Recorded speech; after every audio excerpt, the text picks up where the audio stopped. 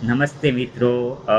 જ્યારે અત્યારે આપણે જાણીએ છીએ કે વાર 3 યુદ્ધની પરિસ્થિતિનો આપણે દેશ વિશ્વવ્યાપક મુજબ સામનો કરી રહ્યો છે અને આપણા પ્રધાનમંત્રી મોદી સાહેબે પણ આપણને સંબોધીને કીધેલ છે કે પેટ્રોલ ડીઝલની ઘટ છે, આપણી પાસે કોઈ એના કૂવા નથી.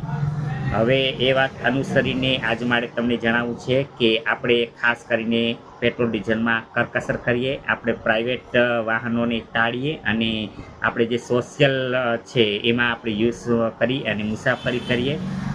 થોડોક સમય છે મિત્રો, તો આ સમય જાળવી લેવો ખૂબ જ અગત્યનો છે. વાર 3ની પરિસ્થિતિ ચાલી રહી છે અને આ મુજબ જો હોય, જ્યારે મોદી તમને સંબોધીને આટલું રિક્વેસ્ટથી કહેતા હોય તો આપણી પણ એક ફરજ બને જાહેર જનતાની કે આપણે એમાં ખૂબ જ સહયોગ દઈએ.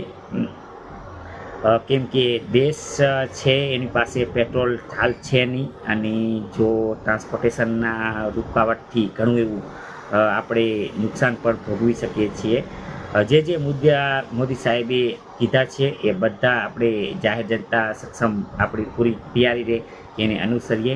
અને મારી એક જ રિક્વેસ્ટ છે સર્વજનોને કે આપણે એ મુજબ ચાલીએ અને આપણે આપણું કરકસરપૂર્વક ખાદ્ય તેલમાં પણ જાળવીએ, જેથી આ સમય છે એ પસાર થઈ જાય.